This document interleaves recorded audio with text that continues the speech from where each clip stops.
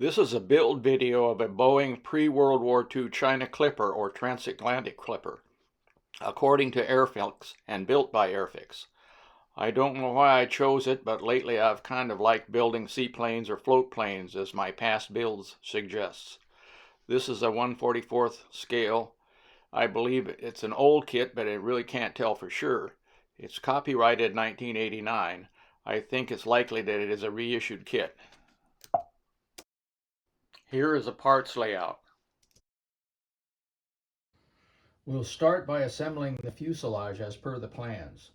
This presents an immediate problem. As you can see, the little windows are installed from the inside outward. Once the fuselage halves were joined, you couldn't install them any longer. But if you install them now, then you would have to mask every one of these little bitty windows when you painted the model, and that's obviously way beyond what I can do. So I'm going to take the risk of painting the inside and the outside of the fuselage halves before setting the windows and then assembling the fuselage. This assumes that I can do the rest of the assembly and painting without messing up the paint job on the fuselage. This is very unlikely, but it's at least possible. After considering my painting options, I thought that gray was a perfect color for the inside of the airplane, and so I'm not going to paint the inside because it'll be impossible to see into it through those tiny windows. So now we paint. I finally got almost all those little windows put in there. A couple of them escaped. Unfortunately, there were spares, but unfortunately not as many spares as escaped. Now it's time to put the fuselage together. Well, the fuselage's halves are glued together. Any thought of doing it without any blemishes to the paint job were in vain, as I thought. On the other hand, I could say it could have been a whole lot worse. Next step is to assemble the wings.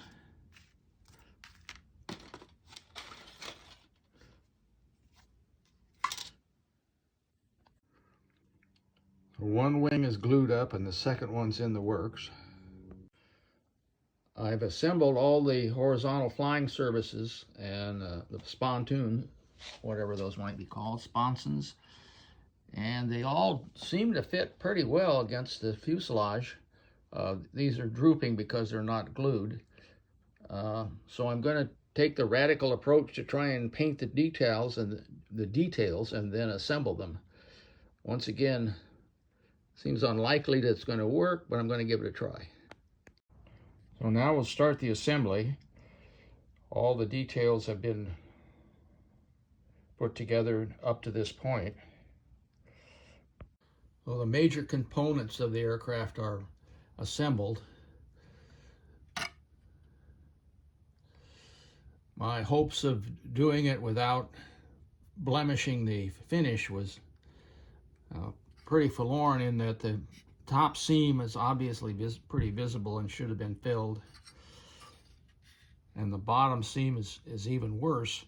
But fortunately, this part apparently gets painted black, so I can go ahead and repair it, and it won't show.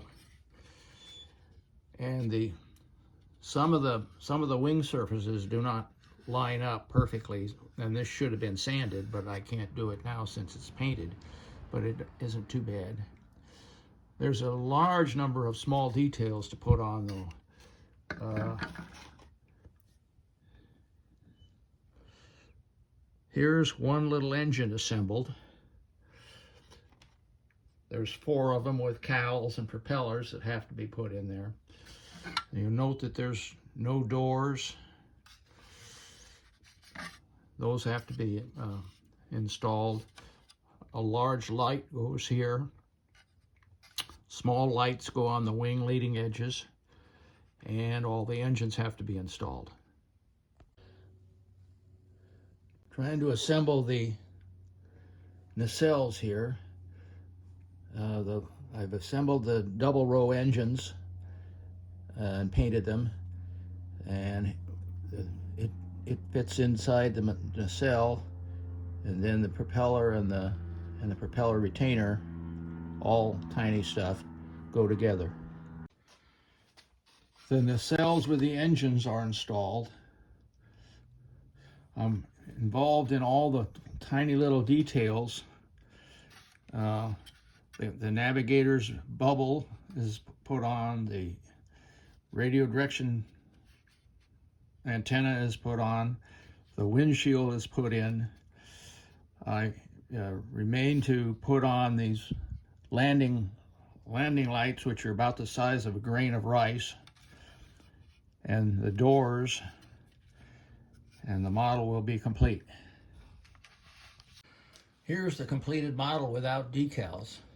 I'm kind of concerned that the decals look really old and discolored, and usually when they're in that condition, they break up. I may try and put them on, but I have very little faith in it. I've gone ahead and painted the bottom black as required in the plans.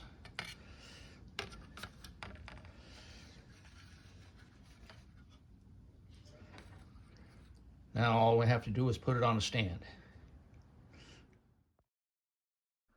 Here are some views of the finished model.